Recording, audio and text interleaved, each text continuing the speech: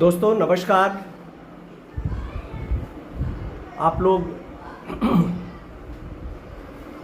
अभी शाम को एक लेटर आया है, उसके बाद से इतना सारा फ़ोन आ रहा है। जो बीपीएससी ने जारी किया है आज, और वो लेटर नंबर है 11/V11/16/2023 और वो 19 मई 2023 मतलब आज ही के दिन जारी हुआ है और लेटर नंबर है 916। ये सब आप लोग देख ही रहे होंगे। और जो कुछ भी इसमें दिया है, खास करके जो भाषा के अभ्यर्थी हैं उनके साथ जो उस पैरा में दिया गया है, उसी की मैं बात करने के लिए आज उपस्थित हुआ हूँ।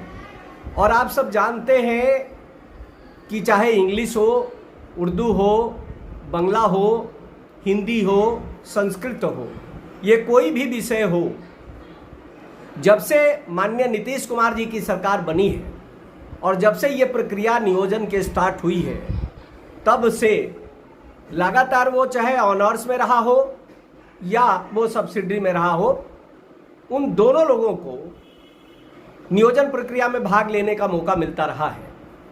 11/12 में जब एसटीईटी हुआ और उस समय भी वो स्नातक स्तर पे पठित हो, जैसा कि इस लेटर में भी 9-10 में मैं बात कर रहा हूँ, 9-10 के लिए खास करके, और वो स्नातक स्तर पे पठित हो और उसमें ये नहीं कहा गया कि आपने ऑनर्स किया हो, जैसा सोशल साइंस में भी है, मैथ और आपको साइंस के अंदर भी यही चीज़ लिखी गई है।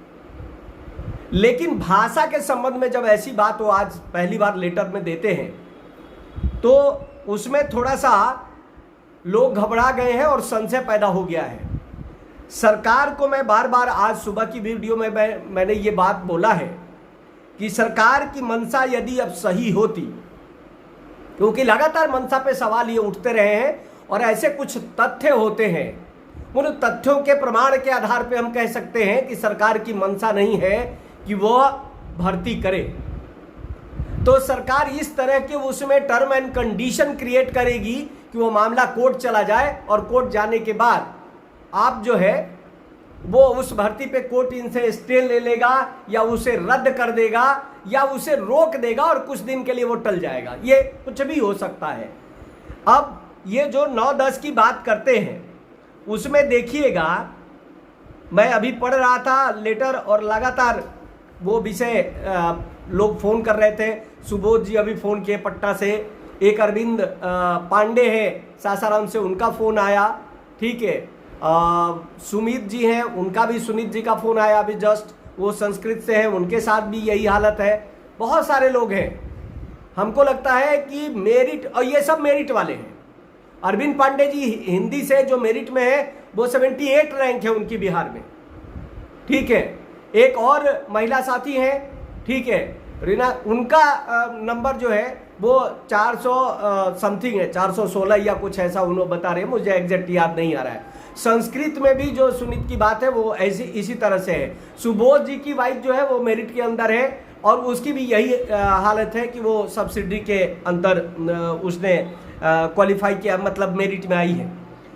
तो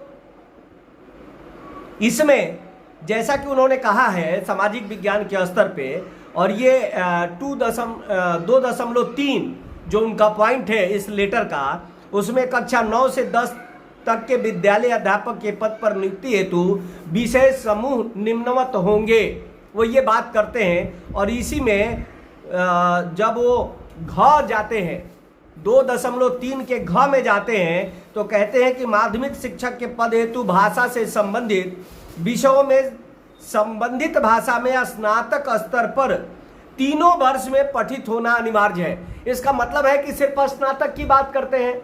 तो आपने जो 11/12 में स्टेट लिया, उसमें भी सब्सिडी वाले भाग लिए थे और ऑलरेडी वो नियोजित है, तो जो नियोजित टीचर हैं वो भी इसमें भाग नहीं ले पाएंगे। और साथ ही 2019 में जो आपने स्टेट लिया है उसमें भी आपने सब्सिडी वालों को शामिल किया, ऑलरेडी वो परीक्षा दिए, बहुत सारे साथी मेरिट के अंदर आए, बहुत सारे क्वालिफाई के अंदर आए, मतलब नॉट मेरिट, ये दोनों मतलब क्वालिफाई कर गए। तो आपने उस समय ही क्यों लिया उनका?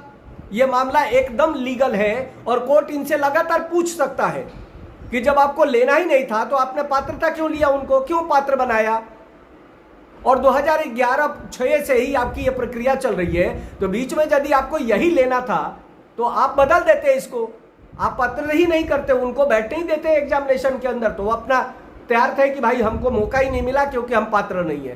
पात्र करने के बाद जब अब उनको अस्थायी रूप से नौकरी देने की बात आती है तो उसमें एक टर्म एंड कंडीशन लगा दिया जाता है। और मेरी समझ से ये पूरी तरह लीगल मैटर है और इसको आप लोग लेके जा सकते हैं। और मैं जस्ट बात कर रहा हूं अभिषेक झा से, ठीक है, उनका 10 मिनट 12 मिनट में फोन आएगा और उसमें आप लोग अपना जो प्रमाण पत्र है STT का, वो आधार और अपनी साइन ये तैयार रखिए। आप लोगों को भी मैं प्रयास करूंगा कि उसमें शामिल किया जाए और उस कोर्ट केस के अंदर इसको भी मेंशन किया जाए, ये भी उस कोर्ट केस में एक पॉइंट रखा जाएगा।